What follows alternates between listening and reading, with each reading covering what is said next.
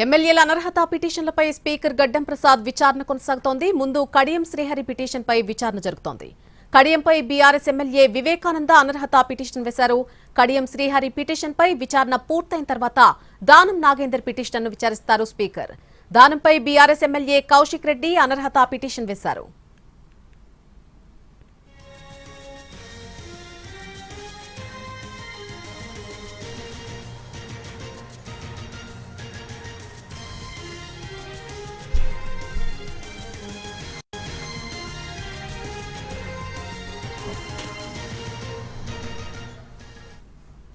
ఎమ్మెల్యేల అనర్హత పిటిషన్లపై స్పీకర్ గడ్డం ప్రసాద్ విచారణ కొనసాగుతోంది. ముందుగా కడియం శ్రీహరి పిటిషన్పై విచారణ జరుగుతున్నట్టుగా తెలుస్తోంది. అంశానికి సంబంధించి పూర్తి అప్డేట్ మా ప్రతినిధి చారి అందిస్తారు. చారి, తుది వాదనలు లాయర్లు వినిపిస్తున్నట్టుగా తెలుస్తోంది. కడియం శ్రీహరి పిటిషన్ కు సంబంధించి ఇంకా విచారణ ఎంతసేపు జరిగే అవకాశం ఉంది? ఈ రెండు కేసులకు సంబంధించి ఎప్పుడు తుది తీర్పిచ్చే అవకాశం ఉంది? గంట 15 నిమిషాల నుంచి కడియం శ్రీహరికి సంబంధించినటువంటి అనర్హత పిటిషన్కి పై విచారణ కొనసాగుతుంది. ఫైనల్ ఆర్గ్యుమెంట్స్ ఇవాళ జరిగేటువంటి ఆర్గ్యుమెంట్స్ కూడా ఓరల్గా జరిగేటువంటి ఆర్గ్యుమెంట్స్. ఈ ఆర్గ్యుమెంట్స్ ఇవాల్టితో ముగుస్తుంది. అటు దానం నాగేందర్, ఇటు కడియం శ్రీహరి ఇద్దరి పిటిషన్లు పెండింగ్లో ఉన్నటువంటి నేపథ్యంలో ఈ విచారణని ఈ రోజుతో ముగించాలని స్పీకర్ నిర్ణయించుకున్నారు. సుప్రీంకోర్టు వరకు ఈ వ్యవహారం వెళ్ళింది. సుప్రీంకోర్టు కూడా గడువు విధించి వీలైనంత త్వరగా అనర్హత పిటిషన్లను పరిష్కరించాలని ఆదేశాలు కూడా జారీ చేసింది. ఈ నేపథ్యంలో స్పీకర్ త్వరితగతిన విచారణ ముగించారు.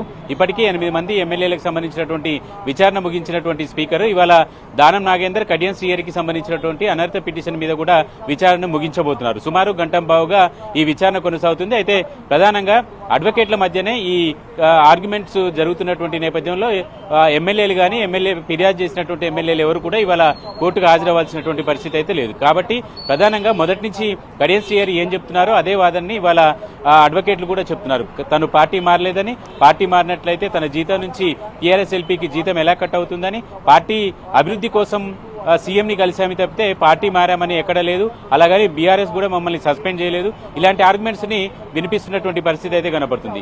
ఈ విచారణ కడియం శ్రీహరి పిటిషన్ విచారణ ముగిసిన తర్వాత వెంటనే దానం నాగేందర్కి సంబంధించినటువంటి పిటిషన్ కూడా విచారణ జరగబోతుంది. ప్రధానంగా దానం నాగేందర్కి సంబంధించినటువంటి పిటిషన్ ని గతంలో 2 సార్లు విచారించారు.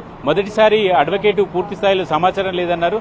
రెండోసారి జరిగినటువంటి ఆర్గ్యుమెంట్స్ లో అఫిడవిట్ ని దాఖలు చేయడం కానీ కౌంటర్ ని దాఖలు చేయడం లాంటి అంశాలు ఏవి కూడా మెన్షన్ చేయలేదు అనేటువంటి అంశాన్ని బీఆర్ఎస్ అటు బీజేపీకి సంబంధించినటువంటి అడ్వకేట్లు స్పష్టం చేశారు. అయితే దానం నాగేందర్కి సంబంధించినటువంటి అనర్హత పిటిషన్ విషయంలో బీఆర్ఎస్ తో పాటు బీజేపీకి సంబంధించినటువంటి ఎమ్మెల్యే కూడా ఈ పిటిషన్ లో ఇన్వాల్వ్ అయ్యారు. కాబట్టి ఇద్దరికి సంబంధించినటువంటి ఆర్గ్యుమెంట్స్ కూడా వినిపిస్తూ వచ్చారు. అటు బీఆర్ఎస్ ఇటు బీజేపీ ఇద్దరు తరపున కూడా వాదనలు పార్టీ ఫిరాయించారు అని చెప్పడానికి సంబంధించినటువంటి ఆధారాలన్నింటినీ కూడా సమర్పించారు. అయితే ఈ ఆధారాలు సమర్పించినటువంటి క్రమంలో దానం నాగేందర్కి సంబంధించినటువంటి అనర్హత పిటిషన్ విషయంలో నేను బీఆర్ఎస్ పార్టీ పిటిషన్ వేసే నాటికి నేను కాంగ్రెస్ పార్టీ నుంచి పోటీ చేయలేదు అనేటువంటి అంశాన్ని దానం నాగేందర్కి సంబంధించినటువంటి వాళ్ళు అడ్వకేట్లు మెన్షన్ చేస్తున్నారు.